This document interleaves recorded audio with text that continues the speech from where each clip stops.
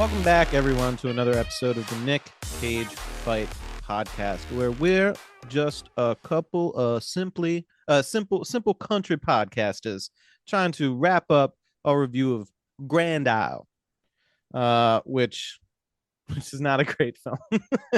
How are we feeling, my simple country podcasters? I'm feeling like I could go for a mint julep. Yeah, I haven't Ooh, made that one in a might minute. that might cure what ails me. Yeah, I mean, a little bit of whiskey helps with the throat too. I'll tell you that much. And Ah, if you that's drink coming enough later. of it, it will definitely help you sweat out whatever you got in you. That was a buddy of mine's. His he he had a similarly chaotic childhood, but his mom, who was wild, her remedy every time he got sick as a kid was a shot of Yukon Jack. I'm talking about from like when he was 4. Yeah. Okay, A heavy blanket and a shot of Yukon Jack. that'll get it out of you. Sweat it See, out. in my 20s, I developed the cold remedy of, those little ginsengs that you get at the Asian market that have like the royal jelly in it. Yeah. Yeah, so you do one of those, a shot of Rebel Yell whiskey, and like a tablespoon of honey, and you mix that all up and you shoot that, and you keep doing that every hour until you become basically just a sweat monster. Yeah, that just sounds like the worst night out I could possibly imagine. It'll make you uncomfortable, but you'll feel fine the next day. I'll tell you that much. Yeah, that just sounds like a night at the fucking mountain bar. Yeah, it does. See, now you have to update that homeopathic remedy now that they have all of those weird honeys. You gotta try like the boner honey The or dick the honey, yeah. hallucinogen honey. Dick You gotta honey. mix it up, bud. Maybe I will. Do it with the dick honey. I do declare I would like a bit of dick honey and whiskey. I was talking to I think it was my brother about like the weird honey, the one that's supposed to like get you high. Yeah. And it's it's honey produced from bees pollinating a specific kind of plant, which is just poisonous. I mean, before you balk at that, everything that you get a rockin' buzz from 9 times out of 10 Poison. is a poison. Yeah, if it's a natural thing, it's just a poison. If it's a pharmaceutical thing, it's an opioid. So, still poison. Just one's a little bit safer than the other. Yeah, and any tea that will make you poop your brains out, it's just poison tea. There you go. It's just tea with poison in it. So So is when it people chrysanthemum tea that ballerinas drink as like a Yes. laxative? Yeah, you can get it from a lot of the Asian supermarkets. It's Oh, called I know you can. It's called 3 ballerina tea, and that's all it is. It's I poison tea. 100% have a few tea bags of that because I was a little bound up from eating too much cheese one time. Yeah, that'll do it. Happens to the best of us. No, my fiance recently had her bridal shower, and the people who know us, I realized rather that the people who are invited knew us because we got more than one cheese board. Strong. Like fancy cheese boards with like drawers and shit like that. And they're like, Ooh. they know we eat primarily cheese in this house. So yeah, we have to, whether we want to or not, wrap up Grand Isle. Are you and sure I do, we can't just talk about Pee Wee Herman for a really long time instead? we're gonna have to throw in some additional conversation and digressions just to get us through the rest of this. I will tell our audience at the very end of this film, like the last 30 minutes, I'm like, all right, I'm almost done. Relatively lackluster, but otherwise straightforward film. The bulk of my notes are done. I'm just going to smoke a little joint and just coast off the end of the work, the pre-work portion of my podcasting side job. And that was a huge mistake.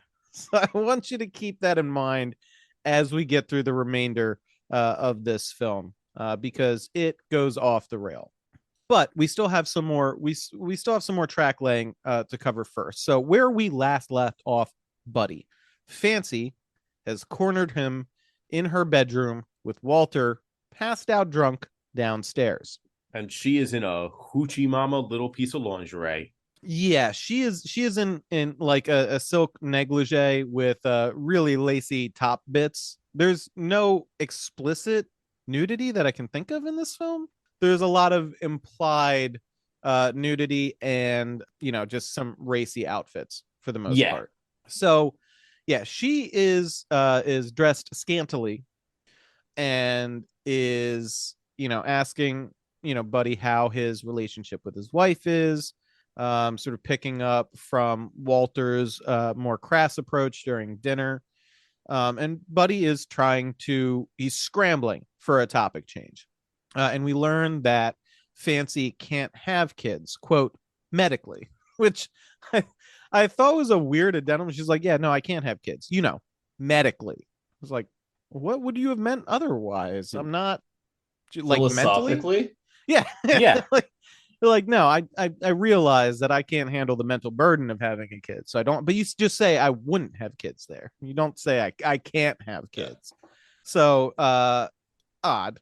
But Fancy sort of drops all pretext at this point. She is trying to fuck Buddy, and is not being subtle about it. She's like, have you ever been with any other women? And he's like, that's inappropriate. She's like, yeah, you're right. I'm sorry. Let me rephrase. Have you ever slept with an older woman? And he's like, and she's like, do you have fantasies about it? She's like, I have fantasies about sleeping with young men. You want to hear mine? And he's like, if you insist. And so she explicitly describes her fantasy about being with a younger man. She is touching up on his inner thigh. And Buddy, to his credit, tries to flee. Not to his credit, he immediately face plants after running into an ottoman. He eats shit. He eats shit good. Those are hardwood floors. I know they got some rugs down, but goddamn, he slams into the ground, which is a problem for him, not just because of his clumsiness, but this impact wakes Walter downstairs. So Walter starts walking upstairs and Fancy continues her seduction bit.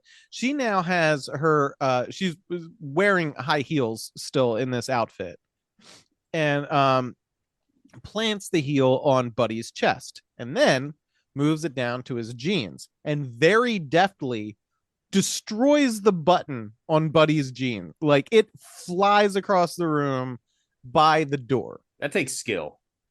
And then uses the heel to unzip the jeans. She is a surgeon with that heel. I'll give her finesse. that. Yeah. What was that? It's finesse. It is. It's sexual and violent. But it took years of schooling to get to where she is. I feel like you have to practice that. I just don't know under what circumstances you can practice that. Well, she's like making scarecrows in the bedroom just to get the pattern down that she's got to hit.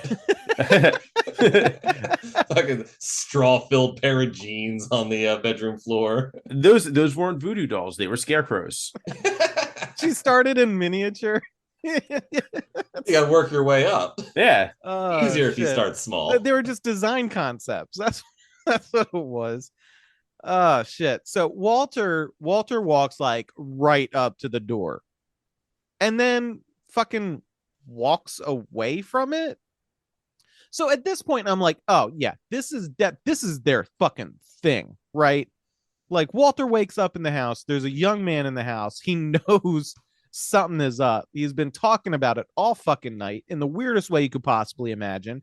He wakes up, neither his wife or this young man are around. He walks up to the bedroom, there's a light on. It is obvious people are in there and they ain't anywhere else in the house, and he chooses to walk away. So I'm like, this is their thing. Okay, this is their thing, and there's some weird violent aspect to it too. That is what this movie is doing, and that's fine. That's a fine story. It can be executed dull, I guess. Its premise might be a little tropish, but at least it's a story, right? Yeah. No, you fool. you utter moron. Because you base rube. Yeah. You absolute nincompoop. That is exactly what I thought, Rich. And this movie is like, you are the dumbest motherfucker alive. And we're going to show you why. So, at this point in the seduction, Buddy is like, you're crazy to Fancy, and flees the bedroom. He goes downstairs, and the TV is on covering the state of emergency brought about by the hurricane that is currently battering the house. So Buddy lays down on the couch, presumably to go to sleep. And this part fucking cracked me up. Now, like I said at the onset, I don't think that acting is a particular problem in this film. I think it's the writing and cohesion of the overall story that they're telling. But Buddy does a bit when he lays down on this couch. So remember, he's missing the top button of his jeans.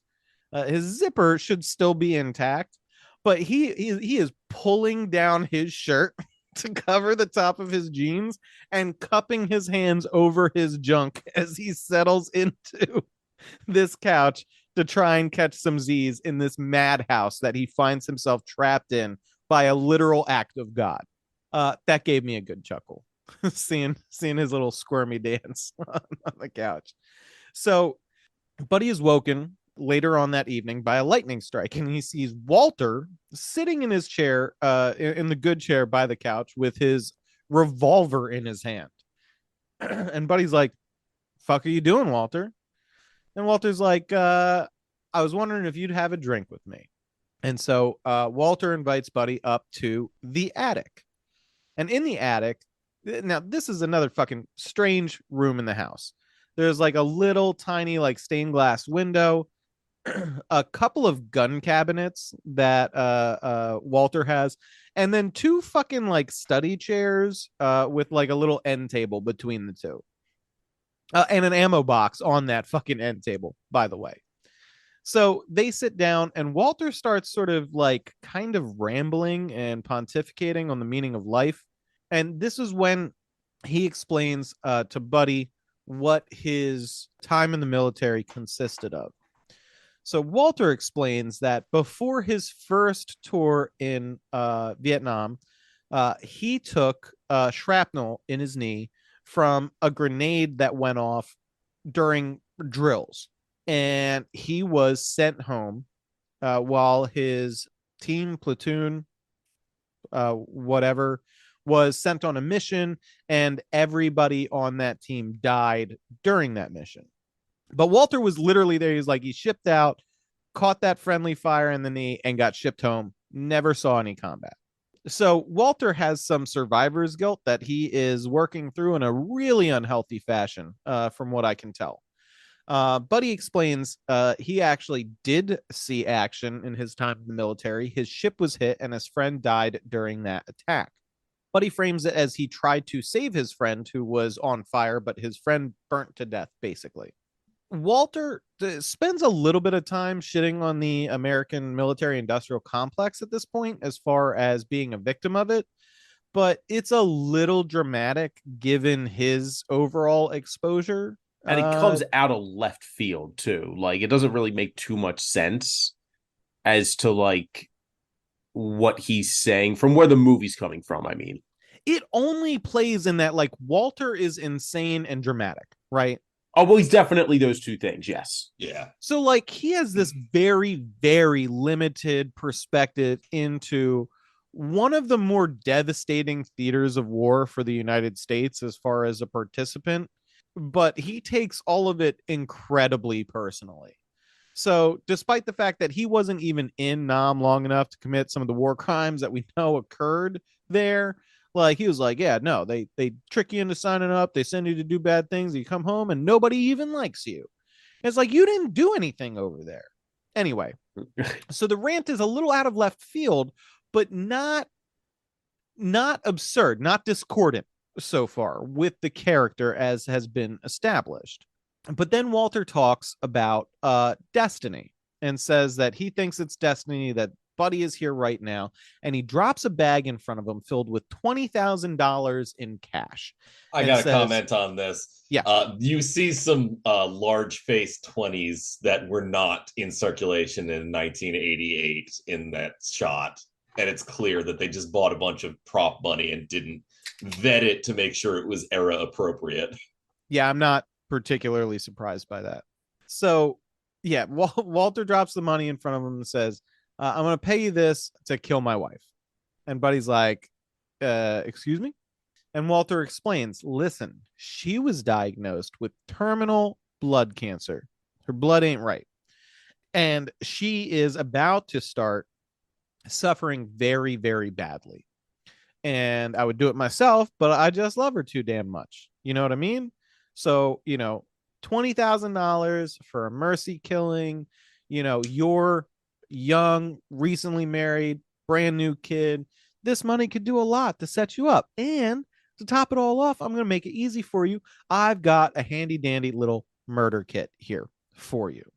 Which, by the way, I'm not certain that this murder kit makes any actual sense from a how things work perspective, but I'm not super adept at poisoning because Walter's murder kit is a bottle of cyanide and a handkerchief. And he's like, yeah, you just dump the cyanide on Well, the it's handkerchief. never mentioned that it's and you- cyanide. They make it seem like it's some ancient Chinese secret or No, some he shit. does specifically Does he say cyanide. cyanide? Okay.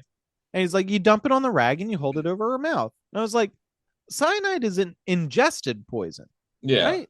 Yeah, the whole time I'm like, wait a minute. Oh, I thought we were what saying is happening? chloroform. I got confused there. Yeah, because it sounds like chloroform. It sounds like what he wants him to do is chloroform her, but it's not. He says cyanide, and it's very weird. It's also even if you can inhale like enough droplets of cyanide to die from cyanide poisoning, again, I'm not sure that that's how that works. But even if so, you have a poison that has an accepted delivery system. Put it in a fucking mint julep for her, or a glass of fucking wine. Exactly. What are you doing? Apparently, you can die from inhaling cyanide, but I'm not sure the exact dosage you would need to do that. It would definitely make more sense to poison her in a cocktail. Also, you got cyanide on your hands at that point. That it does, in fact, absorb through the skin, as far as I know. That's fucking crazy. It is a weird plan from jump. Also, I don't know if you guys noticed the quality of that kerchief or whatever he has, but that is a raggedy ass rag. Yeah. he didn't even he spared every expense on this murder kit. Which is a shame considering we're coming freshly off of Bangkok Dangerous, where their murder kit looked actually like really well put together for like a hotshot kit. You know what I mean? This is just bottle of cyanide and a dirty rag. Got it from the garage. Buddy, for whatever fucking reason, I mean, for 20,000 reasons, I guess, agrees. And Walter hands over the murder kit. Buddy took a lot less convincing here than I expected him to. It might have been just him being like, this is a crazy person. And I'm not going to say no because he is clearly ready to have somebody murdered. But it's not explicitly played out that way because things continue in odd fashion from here. So Buddy goes to do the deed. And on the TV in the background, we hear advertisements playing. Boom. Didn't see that coming, did you? Listen to some ads, and if you don't like them, give us $1 a month, and you'll never have to hear them again. Not from us, at least. We got you both ways.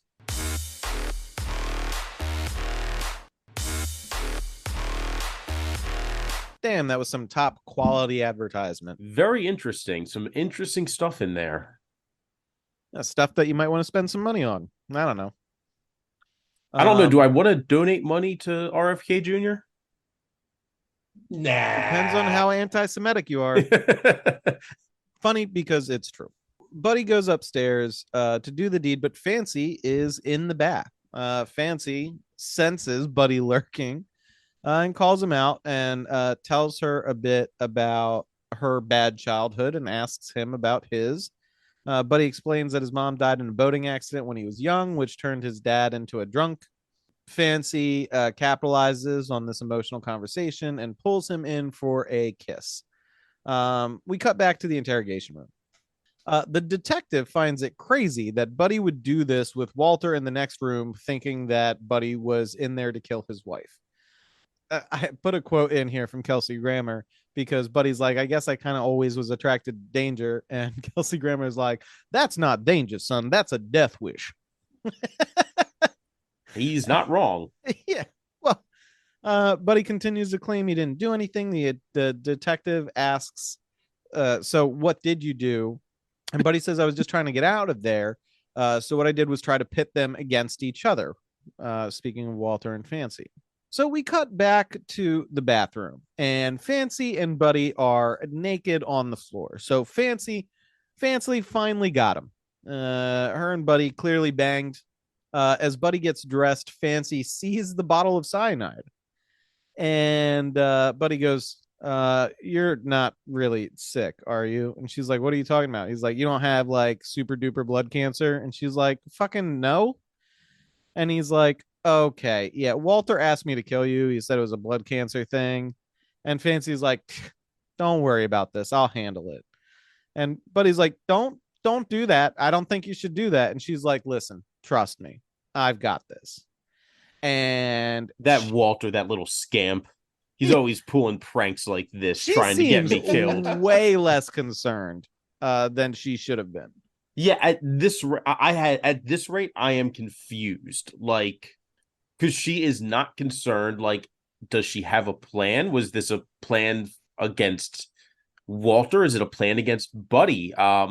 Is this not the first time he's tried to kill her? When we get to the end of the story, we got to dissect this part specifically because it really doesn't make any sense. Not a lot of this movie does, though. No. So she goes downstairs. Walter seems pissed that Fancy is still breathing because like Buddy's just sort of trailing behind her, like looking at his feet. Like seems kind of like a kid caught with his hand in the cookie jar.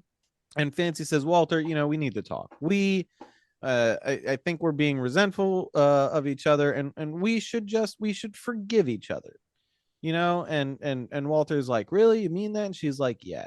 And he goes to continue putting up like a board on the inside of the window, and she stabs him in the hand with a fucking combat knife.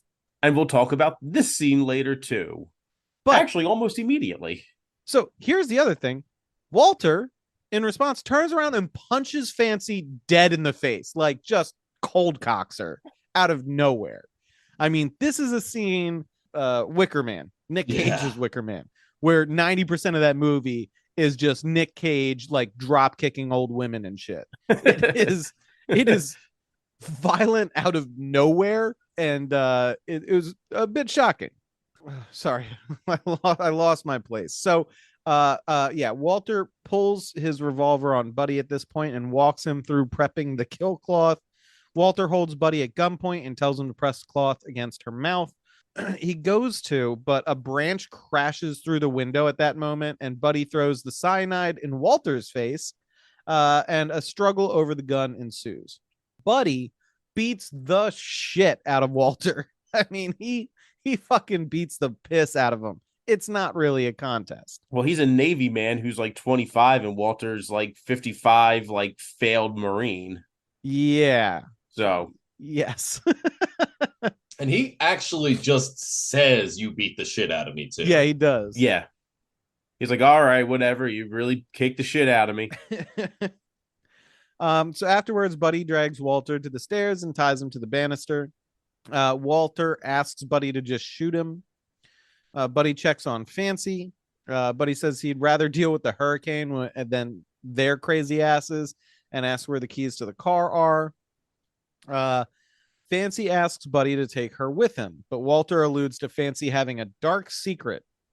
Fancy starts kissing Buddy as soon as he helps her up and asks him to fuck her in front of Walter. This lady is bananas. 100% bananas. Yeah, she's just crazy. There's no like rhyme or reason as to why she is doing this. It's almost as like she gets an idea and is immediately just like, that. Thanks, brain. That's a great idea. Let's do that right now. What's funny? It just occurred to me. Her character plays like only marginally less parody style of Gail the Snail in Always Sunny in Philadelphia. Yes. Okay, I could see that. I'm giving Frank a handy under the table. Yeah. Smashing it. She's mashing it real good.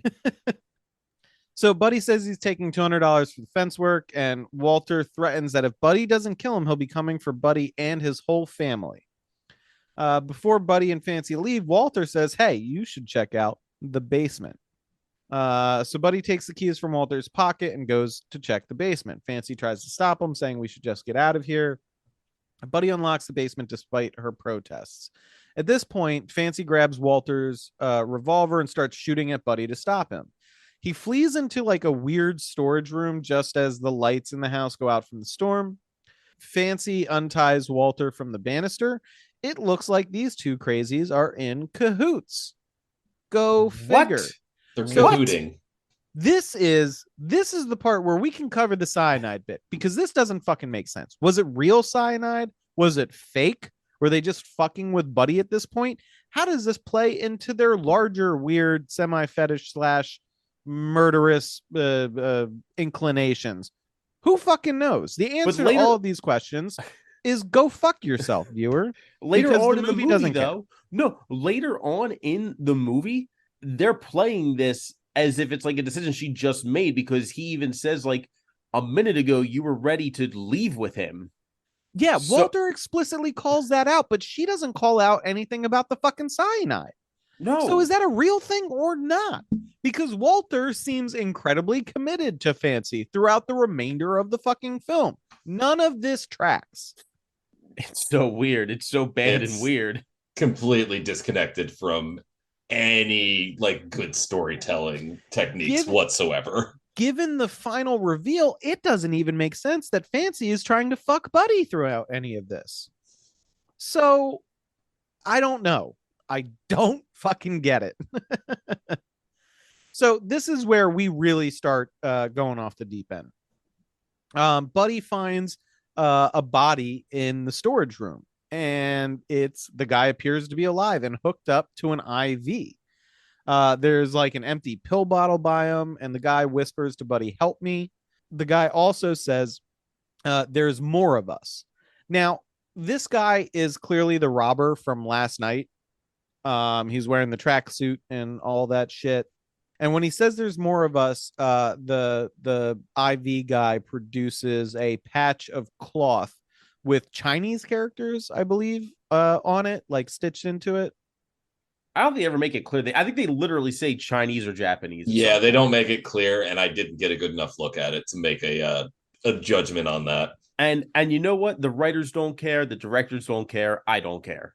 This is honestly where writing loses me, when you don't give a fuck about the things that you're setting up, which again is weird because they paid attention to some minor details early in the film, Mhm. and then they just hit a point where they're like, fuck it. Yeah. And once again, dearest listener, you might be thinking, what about the blood cancer that she had mentioned? Are they maybe harvesting blood? No, you fucking idiot, they're not. Absolutely not. No, she Has probably doesn't nothing even to do have with blood that. cancer. Yeah, she doesn't even have blood cancer.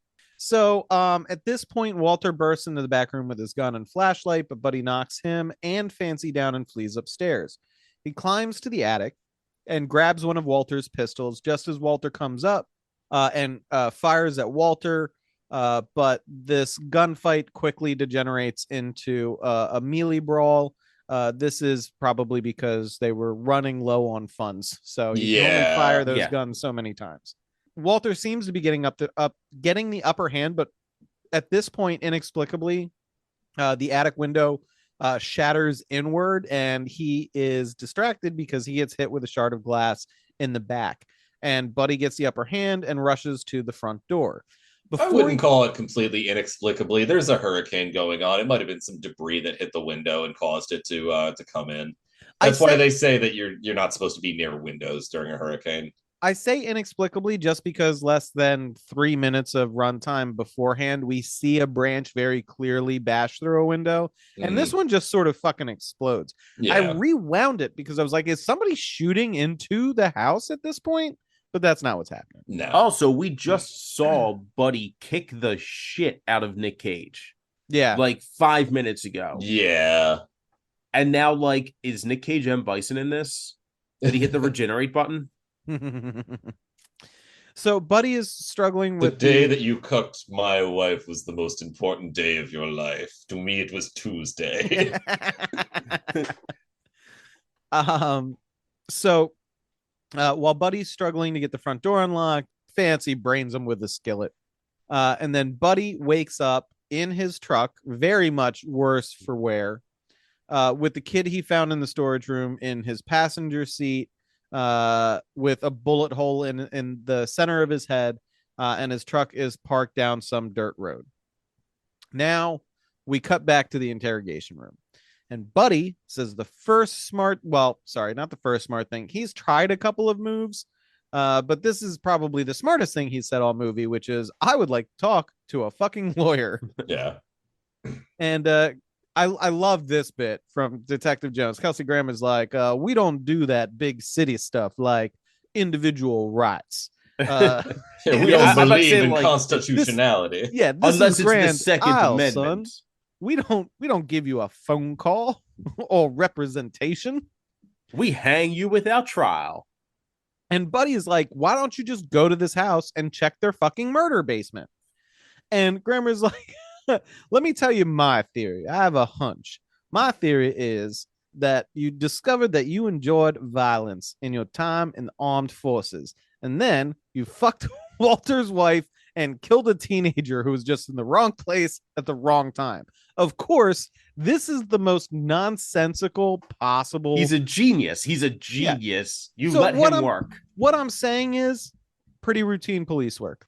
Yes. The only thing that was missing from that scene is if he put on like a pair of headphones and classical music.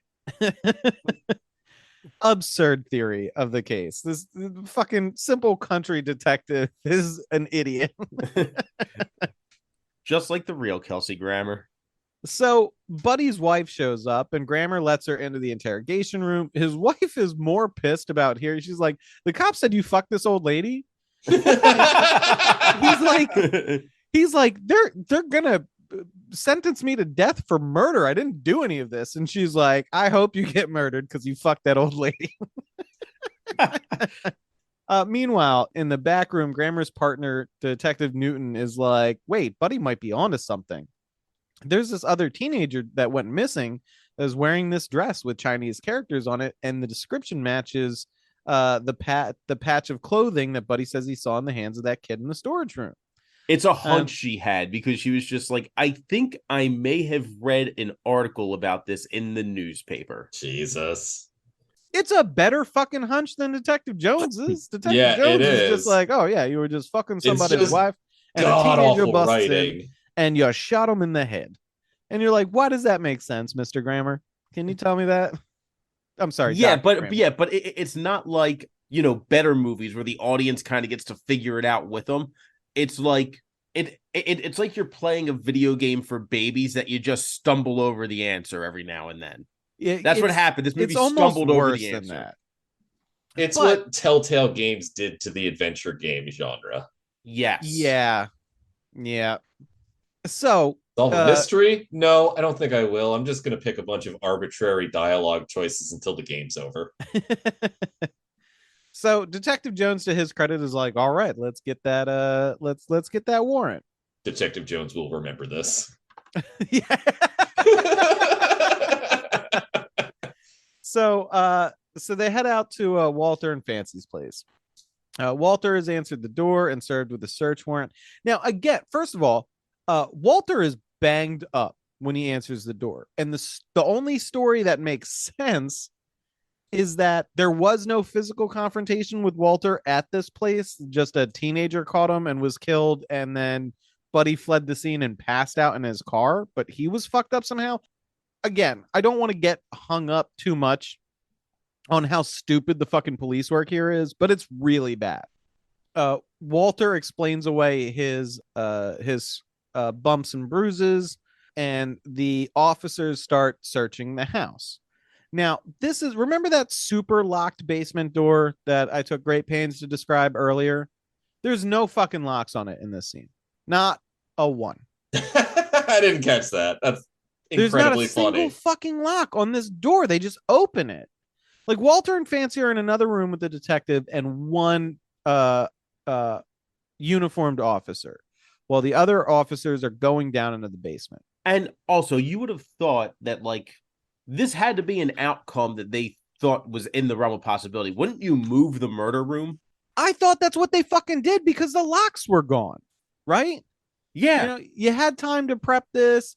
So you remove the locks. There's nothing weird about it. It's just a fucking basement, and then you're done. And Buddy's stuck because the cops in this town are fucking brain dead, amoebas, single-celled organisms. But no, that's not what's going on. So two cops go down in the basement. The detective is like, I'm gonna go down in the basement as well. So there's just one uniformed officer watching Fancy and Walter, and he's distracted by everybody going down in the basement. He's like, what's happening in that basement? So Walter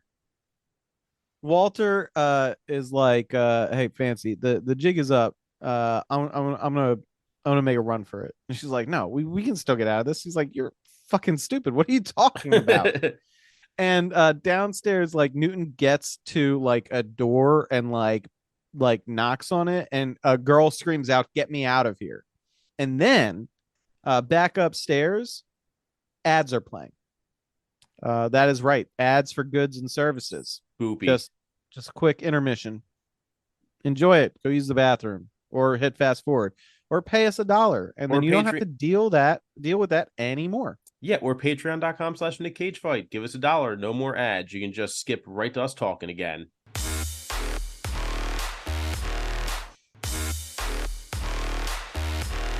Man, those ads were as spooky as this movie, which is not at all. Yeah. Yep. Well, actually, the ads are probably more spooky than this movie. Yeah. Probably. This movie had a couple of aesthetic choices that it starts out with and then completely abandons that were kind of spooky. Like it's got that kind of like vaguely jazzy score to it at the very beginning, but then it eventually just devolves into bad, like B-grade horror scoring.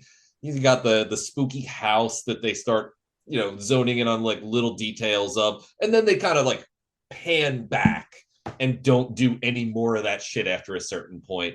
This is half of a spooky movie. Yeah, I don't even know if I would go that far.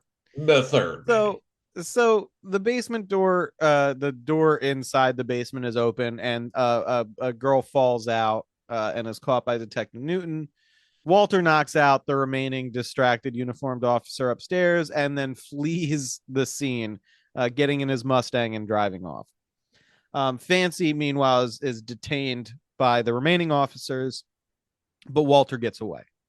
So we cut back to the police station, and Buddy is being released from his cell by simple country detective Kelsey Grammer. And when asked, Grammer explains that they found a nightmare at Walter and Fancy's place and tells Buddy to go home. Buddy arrives home to see his wife packing up to go to her sister's. She drives off without giving him the chance to say anything else, really. We cut to a news scene talking about how bad the hurricane was, and then that Walter is still on the run and suspected in the recent rash of teenager disappearances in the area. Buddy wakes to the sound of something in his house. He grabs a pistol from the nightstand and goes to investigate. This is really reminiscent of the opening scene with Walter in his house. Unfortunately, this is all just a red herring. Nobody's in his house. He just drinks more hard liquor straight from a bottle and goes back to bed. As you do. Yeah. The next day, he is at the diner from the beginning of the film as well, and he is talking to one of the waitresses and talking about how much he misses his girls, his wife and daughter. There is a gunshot fired outside and actually into the diner that hits a woman. And Buddy runs out to see a clean-shaven Walter in a dress military uniform holding his wife hostage at gunpoint. Now we got to talk about the military uniform. Yes, we do. Because he's supposed to be a Marine. That's not a Marine military uniform. It's like they went to the Army Navy store and said, what do you got that fits a Nick Cage? Yeah. Like there's all a the mismatch patches he's got are mismatched even within. So it's all Army with the exception of a single Marine insignia. And all of the Army patches are like contradicting places that you would be in the Army. It's literally like any of those stolen valor videos where somebody in the service breaks down how none of the shit on the uniform makes sense. Exactly. Yeah. Yeah. And I think like the shirt and the pants are mismatched too for whatever that uniform would actually be. It's just a mess. Yeah, it is.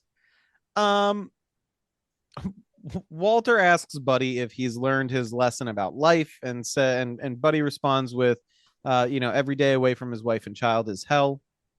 Walter asks Buddy to expose his secrets, and Buddy confesses that he didn't actually try and help his friend Carl while he burnt to death on the attack on their ship during the war, and admits that he ran away instead.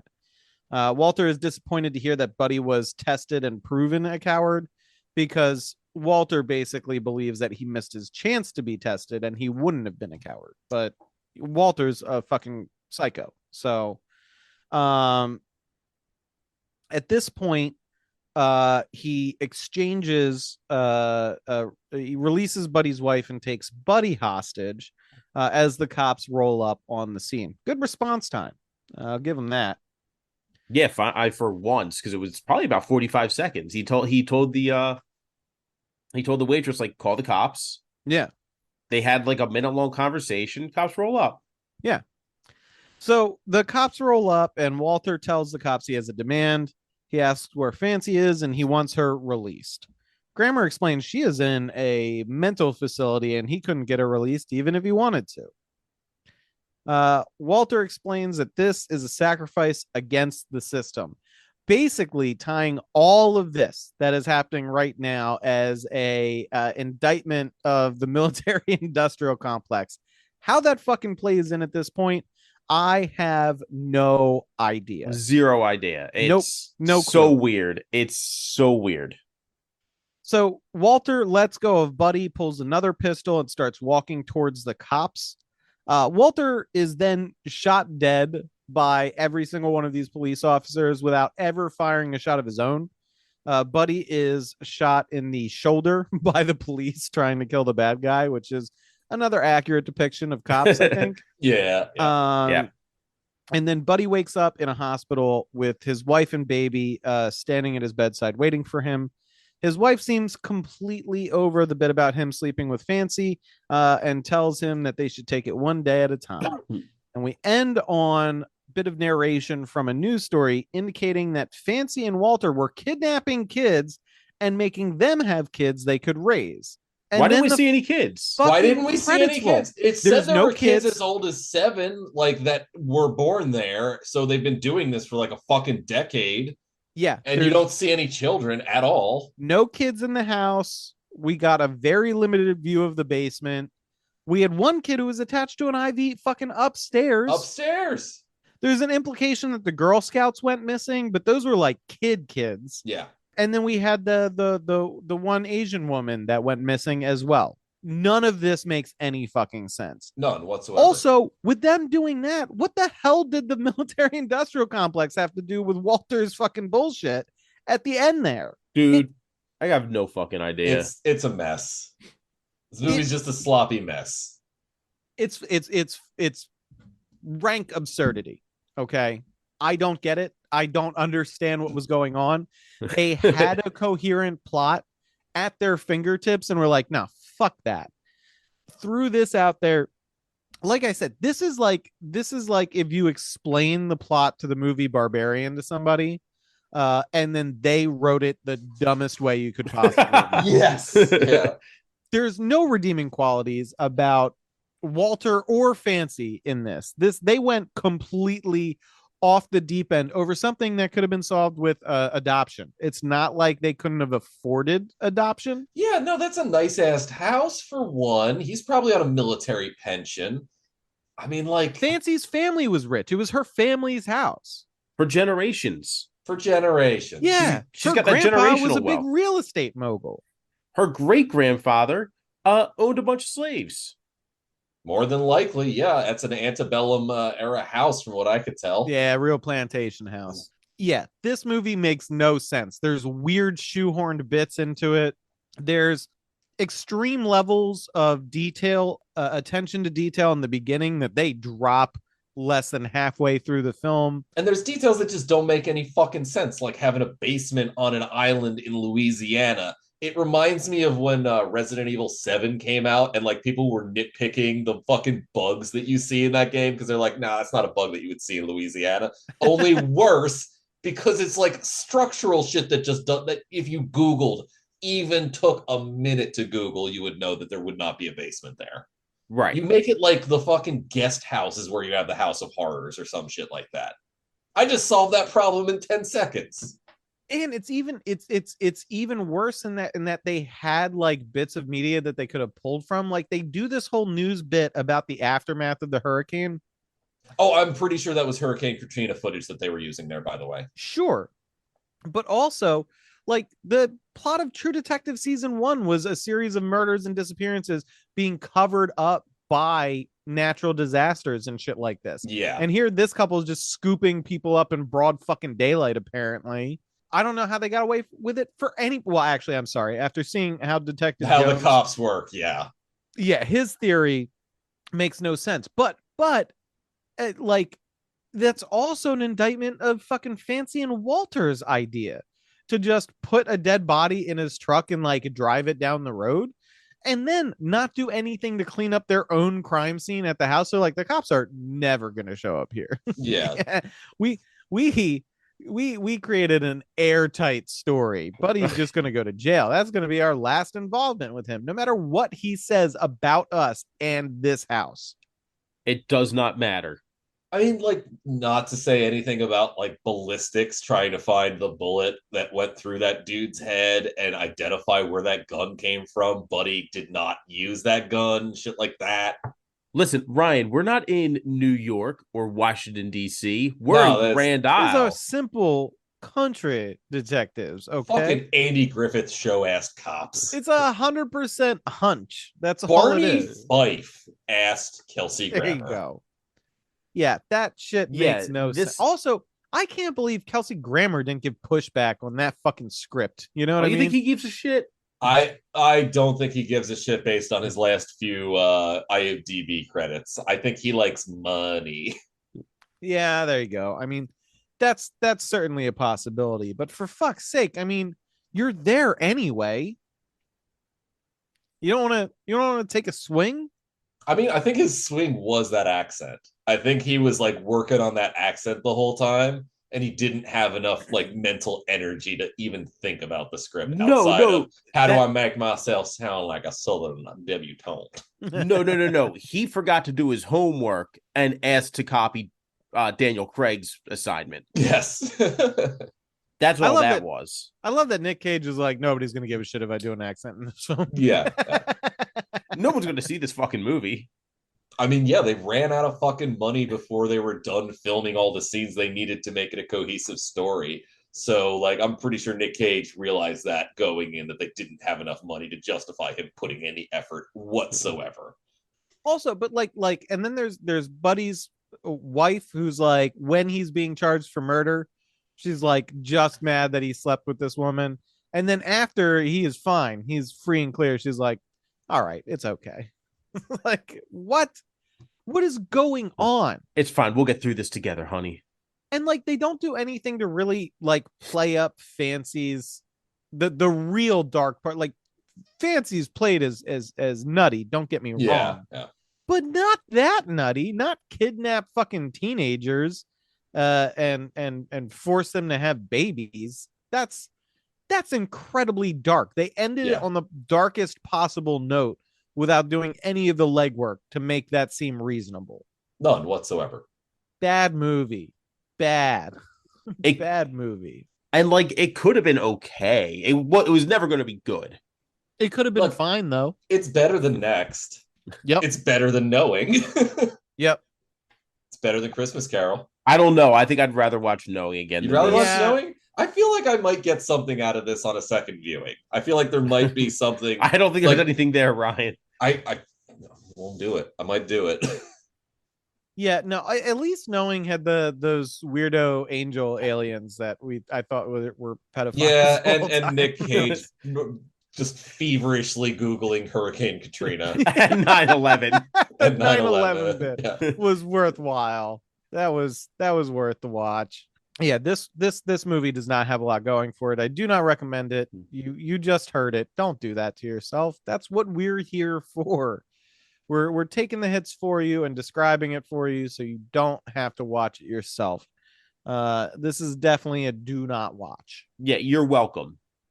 I'll give it a tenuous, if you're curious, watch the first 30 minutes and then turn it off. That's sort of fair. Yeah. Now, if you're going to Because invest 30 there are minutes, you some need to see the interesting- whole thing go off the rails in the last okay. 30 minutes. Yeah, because like those first 30 minutes have some interesting aesthetic choices that I kind of appreciated, but it just like fucking loses that after that first third. I don't know. The speech with the police standoff were like, this is about how the military chews up the young soldiers and spits them out. I was like, that's not what any of this is about. Honestly, they should have cut the whole military subplot altogether and it would have made more sense. Like, you don't need to have that at all. You just have him as some fucking nutso southern dude, and then the fucking buddy is just some like townie. Yeah. The military part, I do not fucking get. It seemed like they were trying to lean into something there with Walter's whole bit is like making the military a primary sticking point of his personality, but it all kind of being a sham and being revealed in bits and pieces. But the speech at the end makes no fucking sense at all. It doesn't tie into anything. It would have made more sense if he had like Gulf War syndrome and his dick don't work no more. Yeah, maybe that could have worked. That could have worked. Like the reason why him and his wife have been kidnapping kids to fucking start a weird like kidnap family is because he's got Gulf War syndrome in his dick. But still, like, where were these babies? Or did the plot never work? Like, they're like, we're trying to get them to have kids, they just won't do it. It's like pandas. Holy shit.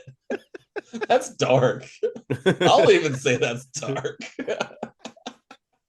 I mean, I'm searching for possible explanations here. Well, I mean, at the end of the movie, when they were just doing the voiceover, they did show like children's playrooms, so I guess they were there. I think that was stock footage. I think it was fucking stock footage, man. Maybe it was what was that dude from Austria who was like kept impregnating his daughter and kept him in the basement? We talked about that like 2 or 3 episodes ago too. Yeah, that was in reference to The Room. Like The Room came up for some reason. Yeah. I don't fucking know, man. This was a weird one. It was a mess. I mean, it is justifiably one of the lowest rated Nick Cage movies and also the lowest grossing Nick Cage movie of all time. Yeah, that tracks. It's just a shit because it could have been something. It wouldn't have been great, but it could have been something much more simple. This is one of those things where it's like you need to just pull back and simplify. Reduce, they put too many recycle. Ingredients in the stew. Yeah, exactly. All right. Well, that's enough of Grand Isle. I'm sick of I was about to say anyway. Did y'all know that Joel Schumacher directed a movie starring Nick Cage and Nicole Kidman? No, but I did know he's got a fetish for bat nipples. True. Well, he did this movie called Trespass, and we're watching it next. Trespass. I've never heard of it. What are we looking at here? 2011.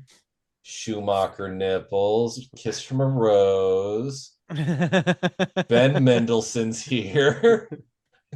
The guy who wrote it was the season 1 showrunner for Stranger Things. Oh, okay.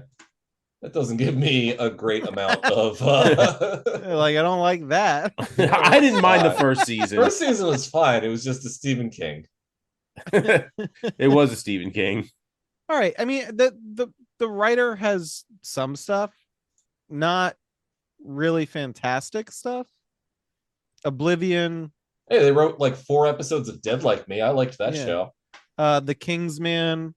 Last Days of American Crime, which was a weird movie. If it's the one I'm thinking of. It Oh is the my- one I was Oh thinking my god, the synopsis to this on Wikipedia is so fucking long. God. It's so long. Well, Ooh, it seems like this is actually possibly a good follow-up to the one that we just watched. As I for don't Hell for know. Ransom, a husband and wife's predicament grows more dire amid the discovery of betrayal and deception. 11% on Rotten Tomatoes, baby. Oh, gee. Really? I'm a little surprised by that. I mean, I feel like a movie that would have Nick Cage and Nicole Kidman, directed by Joel Schumacher, would just be a bigger deal in in general. general. Yeah. Yeah. Yeah, but when was the last time Schumacher made anything like culturally? Oh, it was the number 23 in 2007. Yeah. Well, I mean, he died 3 years ago, so Schumacher did? I didn't know he Yeah. even passed. Oh shit, yeah, that happened. Yeah, the last thing he ever Trespass directed was was the two last thing. episodes of House of Cards. oh, but the last movie he ever directed was actually Trespass. Yeah. Bummer. Number Yeah. 23, Phantom of the Opera. Phantom of the Opera sucked shit. Yes, it did, but it made money. It So made did Phone Booth. so much money. Hey, Phone Booth's not that bad actually. I kind of like Phone Booth. I didn't like it. It's fine. It was fine. Fucking 8mm.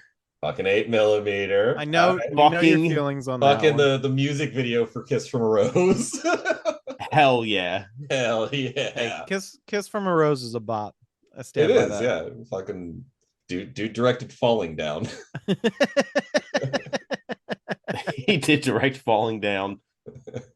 Okay, so all right, this And is, The Wiz. Oh, he wrote The Wiz. He wrote The Wiz? I He didn't know wrote that. The Wiz? What? That's That's new information for me. Wait, who Joel Schumacher. The guy Wrote that's The really the Wiz. fat nipples. wrote The Wiz? The Wiz, Yeah. yeah. The Wonderful Wiz. Really? You know, the one with the Tin Man and his sheet metal cock. I was not aware of that either. It wasn't just an adaptation; like he actually wrote it, the original. Yeah, because I'm showing that the other writers are L. Frank Baum, the guy that wrote the books, who was long dead by the time this came out, and William F. Brown seems to be the co-writer. And L. Frank Baum. Yeah, L. Frank Baum being the guy who Oh, wrote gotcha, the Wizard of gotcha. Oz stuff. Sorry. Yeah. Go figure. All right. Well, this Okay. You know what? I am seeing that looks like Schumacher helped adapt it for film because it was originally a stage play.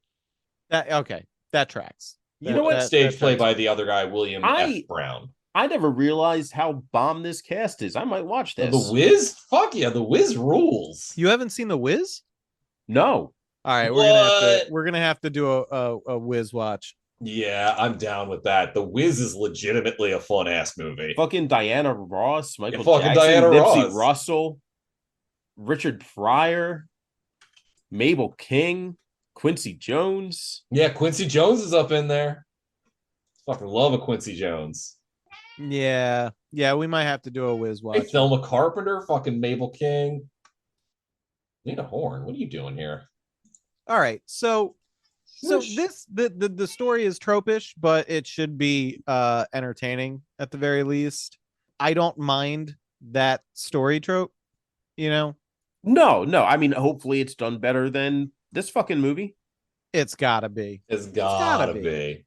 Also, there's so many films that follow this general path. The primary one that I think of, just because of it's so how subversive it is Funny Games, which is a little bit different, but even Oof, I Funny know. Games is so brutal. it Yeah. really Well, fucking both versions of Funny Games are brutal for like Agreed. slightly different reasons. it's a Funny Games is just a middle finger to the audience. It absolutely it's very is. interesting. And that is why I own it on Blu-ray. There you go. But It's also right there next to my copy of Salo, 120 Days of Sodom. that is another one. That's another movie. One of the movies of all time. It's definitely one of them. But no, the most recent Christmas movie with David Harbour, same concept. Family held hostage. Only in that one, Santa fights Santa off saves the, them. the Yeah. hostage takers. I enjoyed the shit out of that. That was just some brainless fun.